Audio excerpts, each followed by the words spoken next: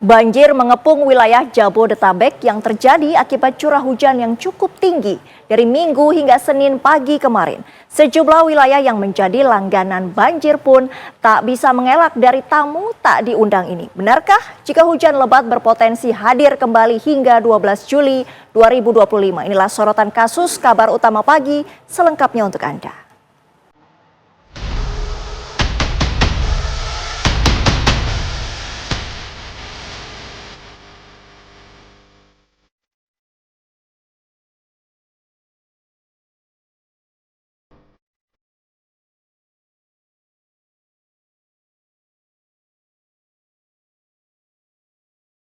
Ini bukan sesuatu yang kita rencanakan. Berpikir bagaimana menangani ke depannya.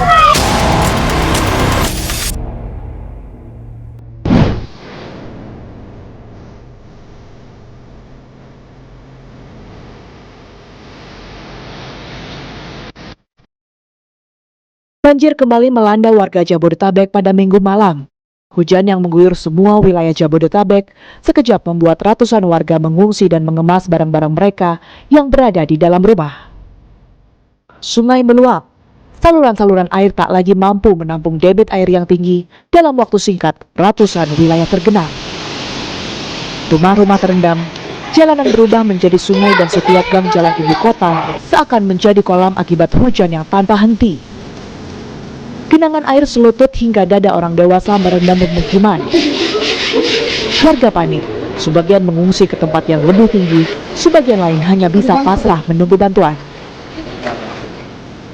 Curah hujan tinggi di kawasan Bogor salah satu penyebab meningkatnya debit air yang akhirnya mengalir ke Jakarta sebagai wilayah hilir. Alhasil, sejumlah sungai di Jakarta seperti Ciliwung dan Mampang meluap membanjiri ratusan RT, terutama di daerah Jakarta Selatan dan Jakarta Timur.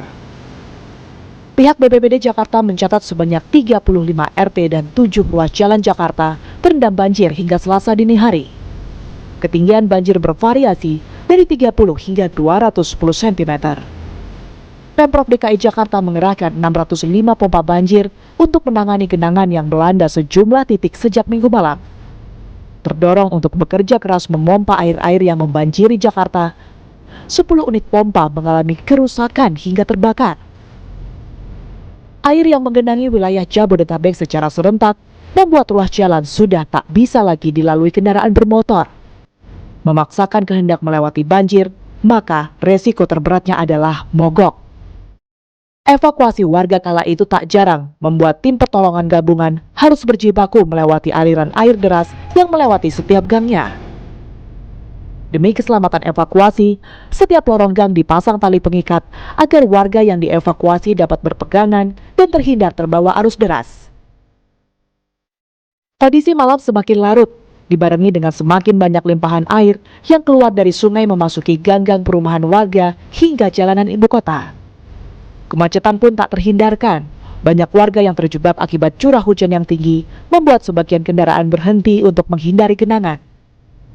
Imbas dari kemacetan ini tidak hanya terjadi di jalanan Jakarta, namun mencakup wilayah Bekasi dan Tangerang. Wilayah-wilayah langganan banjir di Jakarta sudah pasti tidak bisa menghindar dari curah hujan tinggi yang terjadi malam hingga pagi hari. Mampang Perapatan, Kemang, Penjaringan, hingga Kebonjeruk tak bisa lagi menghindar dari curah hujan yang tinggi. Hampir semua jalan yang dibanjiri air menjadi lumpuh. Ketika banjir melanda, tak hanya pengendara, pedagang pun juga terkena dampak dari banjir ini. Kondisi semakin buruk ketika curah hujan tak kunjung henti. Ketinggian air semakin meningkat, membuat pejalan kaki menjadi panik. Evakuasi dengan berjalan kaki ke dataran tinggi hingga menurunkan perahu karet terus dilakukan oleh petugas penyelamat gabungan. Tak sedikit dari warga yang tetap bertahan di lantai 2 untuk menjaga rumah mereka. Namun tak sedikit pula warga yang terpaksa harus meninggalkan rumahnya karena sudah tidak ada lagi tempat untuk bernaung. Gubernur Jakarta menyampaikan permohonan maaf kepada warga yang terdampak bahwa banjir ini merupakan fenomena yang sulit dihindari karena kombinasi faktor alam dan kondisi geografis Jakarta. Meminta maaf kepada warga yang terdampak karena sekarang ini masih ada beberapa warga yang terdampak ada yang semalam. Ini bukan sesuatu yang kita rencanakan. Kita akan bekerja keras dan saya akan bekerja keras itu berpikir bagaimana menangani ke depannya. Wilayah Pondokarya Bekasi tak lagi mampu untuk menampung dan menunggu air cepat surut. Pihak BPBD yang turun langsung bekerja keras untuk mengevakuasi warga yang terdampak. Beberapa perahu karet telah siap untuk mengevakuasi semua warga yang terdampak. Namun, tampaknya banjir yang melanda di wilayah ini sudah menjadi bagian dari rutinitas setiap tahunnya. Tak hanya pemukiman dan ruas jalan saja yang dihampiri derasnya air malam itu. Rumah sakit yang ada di wilayah Jonggol tak mampu menghalau datangnya debit air yang tinggi hingga akhirnya beberapa peralatan dan pasien harus dievakuasi ke rumah sakit ini. Hujan lebat dan angin kencang diprediksi masih akan mengguyur wilayah Indonesia sepekan ke depan. BMKG sejak Maret 2024 telah memprediksi bahwa awal musim kemarau 2025 akan mengalami kemunduran pada sekitar 29% zona musi atau ZOM. Kemarau tahun ini belum merata. Hingga akhir Juni baru sekitar 30% zona musim Indonesia telah memasuki kemarau. Perlu kami sampaikan secara umum, cuaca di Indonesia masih didominasi berawan hingga hujan ringan, utamanya pada pagi hari hingga siang hari, namun masih ada potensi hujan sedang hingga lebat yang biasanya terjadi di sore hari menjelang malam hari. Bahwa pada periode 10 hingga 12 Juli potensi hujan signifikan diperkirakan bergeser ke wilayah tengah dan timur Indonesia. Hal ini tentu kami himbau masyarakat wilayah Indonesia di bagian tengah dan juga timur Indonesia periode 10 hingga 12 Juli akan mengalami peningkatan intensitas curah hujan. Selasa sore sebagian wilayah di Jabodetabek banjir mulai surut. Namun, pekerjaan rumah bagi warga belum selesai. Pembersihan rumah pasca banjir inilah yang menjadi tugas berat bagi seluruh warga yang terdampak. Barang rumah tangga hancur dan lumpur tanah akibat tertinggal dari air yang masuk ke dalam rumah.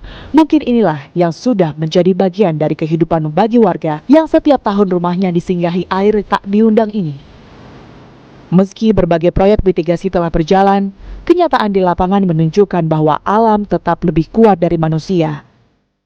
Kombinasi faktor iklim, tata ruang, dan pengelolaan sungai menjadi tantangan berat yang harus dituntaskan dengan kebijakan jangka panjang, bukan hanya penanganan darurat.